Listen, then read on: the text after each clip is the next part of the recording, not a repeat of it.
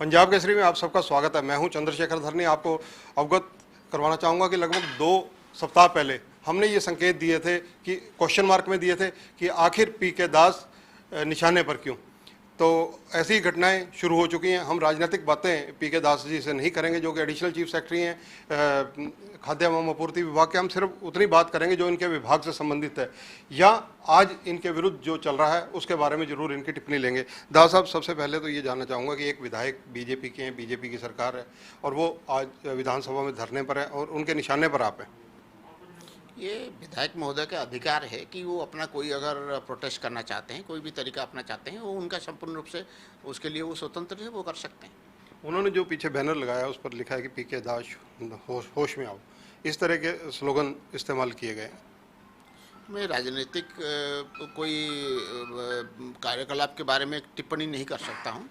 ये उनकी अपना सोच है, वो जो भी करना चाहें करें। मैं अधिकारी हूँ और कंडक्ट रूल के दायरे में बंधा हुआ हूँ, इसीलिए उसके बारे में मेरा कोई टिप्पणी नहीं है। दास साहब, जो जिन मुद्दों को लेकर उनका धरना है वो मेन है, परचेज नहीं हो रही, आड़तियों की जो जीरी है वो ओपन पड़ी है, सारी चीज़ें खराब हो रही हैं, खरीदने वाला कोई नहीं है, सारी चीज़ों के ऊपर क्वेश्चन मार्क लगा रहा है। विभागीय बात करते हैं, क्या इस वक्त विभाग की क्या गतिविधियाँ चल रही हैं?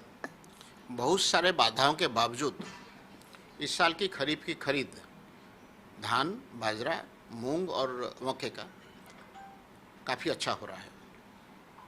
तो ऐसा कभी संभव नहीं होगा कि बहुत सबसे बढ़िया खरीद हो रहा है, ये कहना संभव नहीं होगा, क्योंकि कुछ ना कुछ व्यतिक्रम दिखाई देते हैं। कुछ जगह ज़्यादा नमी के धान आए हैं, कुछ जगह बिना रजिस्टर किए हुए किसान भी बुलावे से पहले आए हैं, लेकिन खरीद ठीक हो रही है। दास साहब, व्यापारियों और आड़तियों को आखिर दिक्कत क्या है, कहाँ पेच फंसा हुआ है?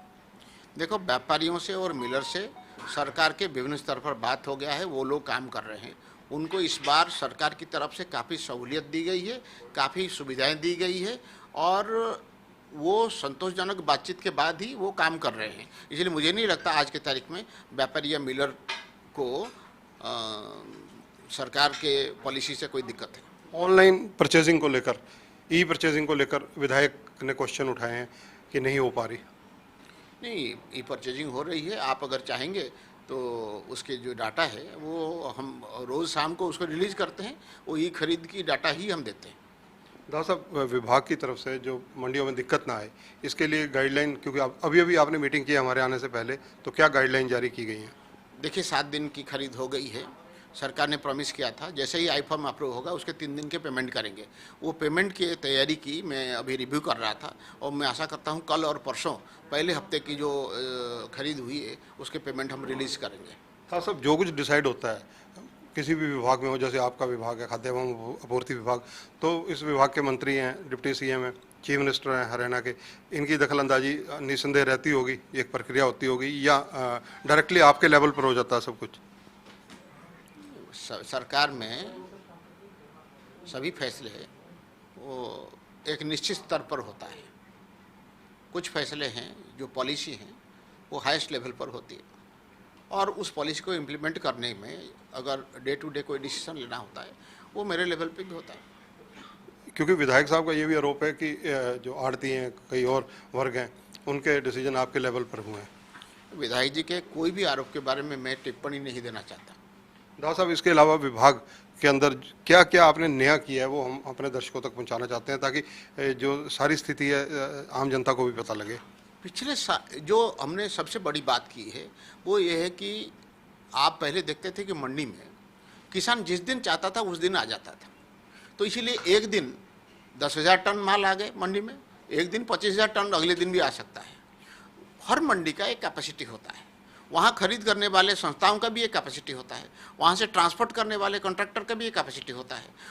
ये अगर अपने मन से आते हैं तो फिर क्या होता है कि अफरा तफरी होता है, ठीक परचेज नहीं हो पाता, किसानों को दिनों दिन इंतजार करना पड़ता है। तो अभी हमारी जो मेरा फसल मेरा ब्यौरा है उसके तहत किसान को अपना रजिस्टर करना होता है। इस बार हमने किसान से उससे पूछा भी है वो किस हफ्ते में किस दिन लाना चाहता है और हम कोशिश कर रहे हैं कि ज़्यादातर किसान उनके दी हुई तारीख पर ही आकर बेचें। और क्योंकि हमें पता है कि इस मंडी में हर रोज़ इतने माल आने वाला है, हमारी तैयारी उसके मुताबिक है। ये एक बात है जिसमें उसी दिन ही मंडी में किसान का काम हो जाता है, वो बेच के अपना फसल वापस जा सकता है। दूसरी चीज़, हमने ये सरकार का ये उद्देश्य है कि जो फसल का प्रोड्यूसर है किसान, उसका जो कीमत है उसी को मिले, इसकी तरफ सरकार काम कर रहे हैं।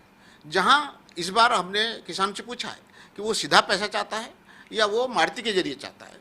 जो किसान आड़ती के जरिए पेमेंट चाहते हैं उनको आड़ती के जरिए मिलेगा, जो किसान सीधा चाहते हैं उनको सीधा उनके खाते में पैसा मिलेगा। और हम ये भी सुनिश्चित करना चाहते हैं कि अगर आड़ती के जरिए भी पेमेंट हो, जब आड़तियों को पैसा मिल जाए उसके 3 दिन के अंदर अंदर आड़ती वो पैसा किसान को दे दे। ये भी एक बहुत बड़ा सरकार का सोच है जो इस बार हम इम्प्लीमेंट कर रहे हैं। डॉक्टर साहब, एक चीज़ और है कि जो पेमेंट का इशू है, 3 दिन में करने के सरकार के आदेश थे, ऐसी चीज खबरें हमने भी चलाई हैं ये, लेकिन विधायक का ये कहना है कि 7 दिन हो गए अभी तक पेमेंट नहीं हुई। मैंने आपको ही बताया था कि आई फॉर्म अप्रूवल के 3 दिन के अंदर अंदर पेमेंट करना होता है। आई फॉर्म अप्रूवल कब होती है? जब मंडी से माल उठ के गोडाउन में पहुंच जाए, गोडाउन से पहुंच के रसीद आ जाए, उसके बाद वो आई फॉर्म अप्रूवल होता है। हम उसको मॉनिटर कर रहे हैं, और क्योंकि ये मैनुअली हुआ था तो इसीलिए उसमें समय लग रहा है। जैसे आपने अभी देखा, मैं मीटिंग ले रहा था ये देखने के लिए पहले हफ्ते के पेमेंट के परचेज हम तुरंत रिलीज करें। तो ये है पीके दास जो है हरियाणा के कर्मठ और बढ़िया अधिकारियों में इनकी गिनती होती है। लेकिन आज की डेट की बात करें तो ये असीम जो विधायक हैं उनके निशाने पर हैं। कारण कुछ भी हो, लेकिन इस मामले में हल जल्दी निकलना चाहिए, क्योंकि ये कई चीज़ें ऐसी होती हैं जो जब सड़क पर आती हैं तो समाज हित में भी नहीं होती। कैमरामैन सुनील के साथ चंद्रशेखर धरनी, पंजाब केसरी टीवी, चंडीगढ़।